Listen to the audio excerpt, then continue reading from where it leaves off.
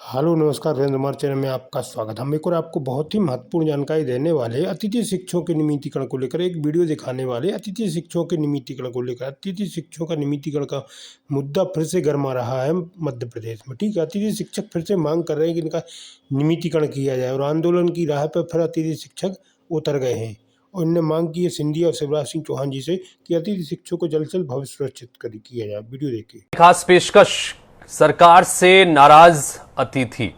मध्य प्रदेश में सरकार भले ही बदल गई हो, लेकिन अतिथि शिक्षकों की मांगों पर भी विचार अभी तक न पहले सरकार ने किया और न अब की सरकार द्वारा अब तक कुछ किया गया है।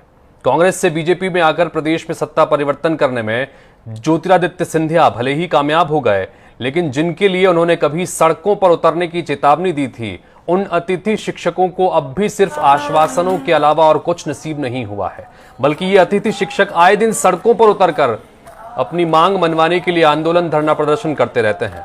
प्रदेश में पहले कांग्रेस की और फिर उसके बाद बीजेपी की सरकार बनने के बाद भी अतिथि शिक्षकों के हाथ कुछ नहीं लगा है।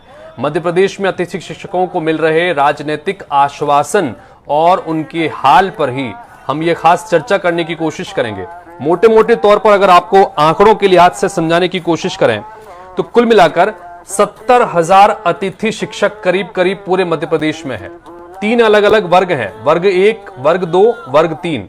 ये 70,000 इन्हीं में बटे हुए हैं, जिसमें वर्ग 1 के संदर्भ में बताएं तो करीब 18,000 के करीब शिक्षक वर्ग 1 के तहत हैं, जिन्हें प्रति माह 9,000 रुपए का वेतन 30 दिन के संदर्भ में मिलता है। 30 दिन इसलिए महत्वपूर्ण कि अगर 30 दिन में से किसी दिन स्कूल की छुट्टी रही या छुट्टी पर रहे अतिथि शिक्षक तो उस दिन का वेतन कटता है।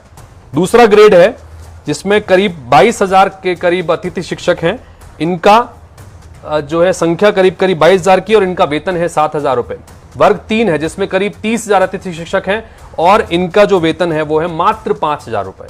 अब ये मांग लंबे समय से कर रहे हैं कि नियमितीकरण कराया जाए। काम स्कूलों में इनसे भरपूर लिया जाता है। पिछली बार 2018 में जब कांग्रेस की सरकार आई तो तमाम जो अलग अलग वादे अपने मैनिफेस्टो के जरिए करते हैं उसमें इन अतिथि शिक्षकों के नियमितीकरण करने की प्रमुख मांग थी। जब सिंधिया भारतीय जनता पार्टी में नहीं आए थे और कांग्रेस में ही थे तो अपनी ही सरकार के खिलाफ आवाज उठाई थी और इन्हीं लोगों के लिए कहा था कि इनकी आवाज जरूरत पड़ी तो मैं सड़क पर उतरूंगा। और उसी के संदर्भ में जब कमलनाथ मुख्यमंत्री थे तो उन्होंने कहा था कि जिसको सड़क पर उतरना है वो उतर जाए और उसके बाद जो कुछ हुआ वो इतिहास है। लेकिन सब कुछ हो गया, सत्ता बदल गई, आ गई, चली गई, नई सत्ता आ गई, नई पार्टी के हाथ में सत्ता आ गई। लेकिन इन अतिथि शिक्षकों की मांगे पहले भी वो थी, आज भी वो थी, जस की तस है।